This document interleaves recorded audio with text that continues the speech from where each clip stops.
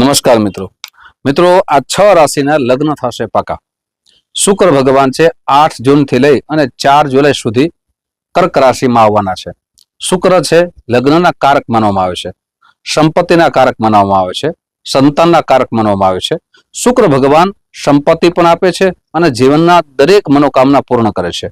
Luxury life આપનારા જે ગ્રહ માનવામાં આવે છે શુક્રદેવ છે। શુક્ર ભગવાનની જ્યારે કૃપા થાય ત્યારે લગ્નના યોગ નિર્માણ થાય છે, પણ શુક્ર ભગવાનની સ્થિતિ જોવી પણ ખૂબ જરૂરી હોય છે। જન્મકુંડળીમાં શુક્ર ભગવાનની સ્થિતિ તમારી જો સારી હશે તો તમારા લગ્ન થશે પાકા। સાથે મિત્રો જન્મકુંડળીમાં સપ્તમ ભાવ જોવો પણ ખૂબ જરૂરી હોય છે। સપ્તમ ભાવમાં જ્યારે પાપ ગ્રહ હોય ત્યારે પણ લગ્નમાં વિલંબ થાય છે, વિઘ્નો આવે છે। જેમ કે શુક્ર અને રાહુ હોય તો પણ વિઘ્નો આવે છે, શુક્ર અને કેતુ હોય તો પણ વિઘ્નો આવે છે, સૂર્ય અને મંગળ હોય તો પણ વિઘ્નો આવે છે, સાથે શનિ અને રાહુ હોય તો પણ વિઘ્નો આવે છે, અને મંગળ છે એ પણ ચોથા સ્થાનમાં, સાતમા સ્થાનમાં, આઠમા સ્થાનમાં, 12મા સ્થાનમાં નીચસ્થ અવસ્થામાં હોય ત્યારે પણ લગ્નમાં વિલંબ થાય છે।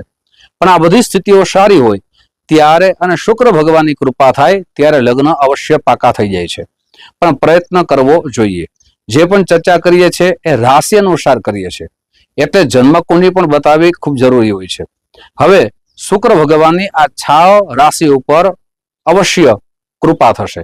આ 6 રાશિ ભાગ્યશાળી રાશિ કઈ છે એ પણ ચર્ચા કરીએ। તો પહેલી રાશિ છે મિથુન રાશિ। મિથુન રાશિના જાતકોએ આ પ્રયાસ કરશે તો અવશ્ય એના લગ્ન પાકા થઈ જશે। ઘણી વખત પ્રયાસ જ ન કરે અને આ 26 દિવસો છે એ પ્રયાસ કરવાના છે। જે વ્યક્તિ પ્રયાસ કરે એમાં સફળતા પ્રાપ્ત થઈ શકે, અને યોગ નિર્માણ થતા હોય ત્યારે આપણે ખૂબ સાવધાની રાખવી જોઈએ। ઘણી વખત યોગ નિર્માણ થતા હોય પણ આપણું મન ચંચળ હોય તો એ યોગનું જે ફળ મળવું જોઈએ ફળ મળતું નથી। એટલે હવે મનને પણ હંમેશા કંટ્રોલ પણ રાખવું જોઈએ, આપણે જીવનનું વિચારવું પણ જોઈએ તો પણ યોગનું ફળ મળે છે। હવે બીજી રાશિ છે કર્ક રાશિ છે। કર્ક રાશિમાં જ શુક્રદેવ અને ગુરુદેવ છે ઉચ્ચ રાશિમાં આવશે અને શુક્ર એમાં યુતિ કરશે। આ બંને ગ્રહો એવા છે જીવનમાં બધું આપે છે।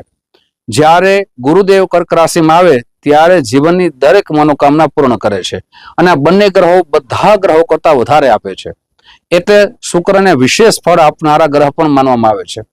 ત્રીજી રાશિ છે એ વૃશ્ચિક રાશિ છે। વૃશ્ચિક રાશિના જાતકો માટે પણ ખૂબ સારો સમય છે। ચોથી રાશિ છે મિત્રો એ છે મીન રાશિ છે। એને પણ પ્રયાસ કરવો જોઈએ જેનાથી એમના જીવનમાં પણ સફળતા મળી શકે છે। પાંચમી રાશિ છે એ કન્યા રાશિ છે। કન્યા રાશિના જાતકો માટે પણ આ ખૂબ સારો સમય છે। અને છઠ્ઠી રાશિ છે મકર રાશિ છે। આ 6 રાશિવાળા જો પ્રયત્ન કરશે, સાથે ઉપાય પણ બતાવું છું, ઉપાય અવશ્ય કરવો જોઈએ। જો તમારી જન્મકુંડળીમાં શુક્ર અસ્તના હોય, નીચસ્થ અવસ્થામાં હોય ત્યારે આ નાનકડો ઉપાય અવશ્ય કરજો। ઉપાય શું છે તો કે પ્રતિ દિવસ ઓમ દ્રામ દ્રીમ દ્રોમ શહ શુક્રાય નમઃ આ મંત્રના જપ કરજો। તમારી જન્મકુંડળી બતાવી અને ખાસ કરીને જે પણ રત્ન ધારણ કરવું હોય એ પણ રત્ન ધારણ અવશ્ય કરજો। રત્ન મિત્રો એમને ધારણ કરાવતું નથી। ઘણી વખત જોવામાં આવ્યું છે કે કોઈ વ્યક્તિએ કીધું હોય કે તમે આ નંગ ધારણ કરી લ્યો, તમારા જીવનમાં સારું ફળ મળશે, પણ મિત્રો કેવું રત્ન ધારણ કરે? જે કિરેટ બરાબર ના હોય, રત્ન સારું ના હોય, એની પૂજા પાઠ ન કરી હોય, જપ અનુષ્ઠાન ન કર્યું હોય તો એનું ફળ મળતું નથી। એટલે રત્ન પણ સારું હોવું જોઈએ, એની જપ અનુષ્ઠાન પૂર્ણ થવા જોઈએ તો એ રત્નનું ફળ મળે છે। મિત્રો આવા જ ઉપાયો તમારા સમક્ષ રાખતો રહીશ। આપ જે પ્રેમ આપો છો એ પ્રેમ બદલ આપ સૌનો હૃદયથી ખૂબ ખૂબ આભાર વ્યક્ત કરું છું। સાથે મિત્રો આ વિડીયો તમને ગમ્યો હોય તો તમારા મિત્રોમાં શેર કરજો। પહેલી વખત અમારા ચેનલને જોઈ રહ્યા હો તો અમારા ચેનલને સબસ્ક્રાઇબ કરી લેજો। ફેસબુકના માધ્યમથી આપ જોઈ રહ્યા હો તો અમારા પેજને ફોલો કરી લેજો અને આ વિડીયો શેર અવશ્ય કરજો। ફરીથી મળશું। જય શ્રી કૃષ્ણ।